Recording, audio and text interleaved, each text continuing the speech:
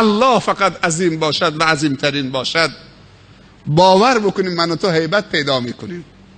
الله اکبر در زندگی من و تو، در شعارهای من و تو باور بکنی هنوز اون واقعیتشو پیدا نکرده، اون اصالتشو پیدا نکرده. هنوز الله اکبر ما اون الله اکبر واقعی نیست.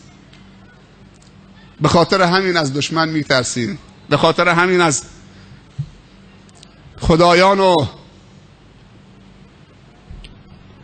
الهان ساختگی و مادی میترسیم، از قدرت‌های مادی میترسیم. ولا حول ولا قوة الا بالله. پیامبر صلی الله علیه وسلم میفرمایند لا حول ولا قوة الا بالله کنز من کنوز الجنه. یه وقتی میشنویم که لودر آمده خاک برداری بکنه، یه شیر طلا پیدا شده، فلانجا دیوار خرابه‌ای بوده، یه خمره پر از نمیدونم سکه فلان پیدا شده. چقدر دلش خوشه. ولی دل خوش نکنید. تو همین بندر خودمون یه شیری تو یه خانه پیدا شده، بردنش کتکش زدن، گفتن شیر دومش کجاست؟ بس اینا جفتن. باور بکنید تحمل این که طاقت و توان این که زیر خونمون یک گنج هم در بیاد نداریم. تو این دور زمانه عتیقه است، تجارت عتیقه ممنوعه، باید تحویل بدید، حکمش اعدامه.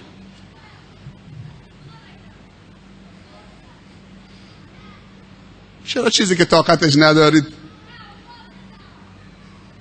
باور بکنید دیگه اصلا زندگی تلخ میشه، نمیشه کاریش کرد. اگر لو رفته هم که بدبخت شدید. نمیخوای گنجی از گنجهای خدا داشته باشید. پیامبر صلی الله علیه و سلم راهنمایی میکنه لا حول ولا قوة الا بالله کنز من کنوز الجنه. دروازی است که به سوی یا به روی گنجی از گنجینه های بهشت، بیشمار بهشت باز میشه. یعنی روی گنجی از گنج های بهشت میافتید. به این جمله فکر کن، لا حول ولا قوة الا بالله، گنجینه بهشت. اونقدر بگو تا این زبان با دلت هماهنگ بشه. لا حول ولا قوة الا بالله، لا حول ولا قوة الا بالله. برو تو نقش، برو تو معنیش، غوص بکن، برو نفش بکن این کلمه رو، این جمله رو. تو مسجد جامعه به شما نگفتم شب جمعه همایش قبل از رمضان که مادر ابو حنیفه رحمت الله علیهم، امام اعظم صاحب مذهب، دید که بچهش از خواب بیدار شد داره میلرزه. از پسرش سوال کرد، پسری 10 سال سن داشت، 10 سال. گفت پسرم چرا میلرزی؟ گفت خواب دیدم که قبر پیامبر رو نبش میکنم، 2 زانو نشستم دارم قبر پیامبر رو نبش میکنم، میکنم. خواب دیدی که قبر داری نبش میکنید، قبر پیغمبر صلی الله علیه وسلم. مادرش هم به وحشت افتاد، دست پسرش گرفت، هر دوتا گرفت و هر دوتا میلرزیدن، رفتن پیش استاد و معلم پسرش. گفت جناب شیخ پسرم خواب دیده، 10 سال هم بیشترش نیست، که قبر پیامبر رو داره نبش میکنه، تعبیرش چیه؟ مادر آروم گرفت، پسرم آروم گرفت. امروز ابو حنیفه در دنیا 500 میلیون نفر پیرو مذهبشن، طبق فقهش دارن عمل میکنن. یک بلخی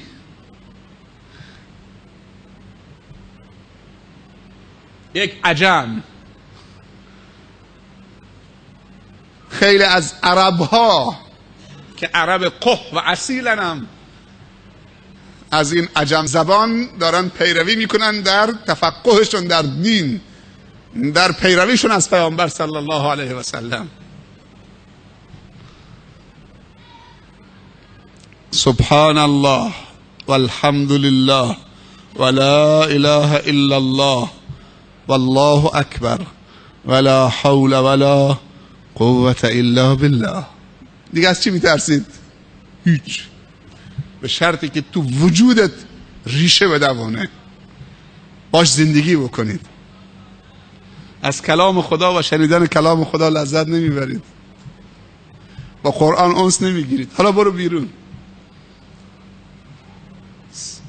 1000 تا زنگ میخوره موبایلت، یکی برات آهنگ گذاشته، یکی برات یه عکس میفرسته، یکی برات کلام خدا. از حوصله همه شما تشکر میکنم. به خاطر من ننشستید، به خاطر خودتون و به خاطر خدا نشستید. منم در خدمت شما هستم به اندازه‌ای که خداوند به من توفیق بده. برای همه شما خاتمه به خیری از خداوند میطلبم، شما هم برای من خاتمه به خیری. و هر شب سعی بکنید که دوستی عزیزی رو با خودتون بیارید. خودت تنها نیا، همجور که حالا مسافرت، جایی باشگاه، جاهای دیگه، بازار، تفریح، 2-3 نفر میری، سعی بکنید انشالله شب آینده یه دوستی، 2 تا دوست، رفیق، بالاخره با هم هماهنگ بشید. حالا چه اینجا آمدید، چه مسجد گله‌داری رفتید، چه مسجد جامع رفتید، هر کجا رفتید یه 4-5 نفر با خودت ببر، خیر میبینید. جزاکم الله خیر، موفق و مؤید و سربلند. و آخر دعوانا ان الحمد لله رب العالمین و صلی الله علی سیدنا و نبینا محمد و علی آله و اصحابه و سلم اجمعین. موفق و مؤید و سربلند باشید در دین و دنیا و آخرت. دست همدیگر رو بفشارید.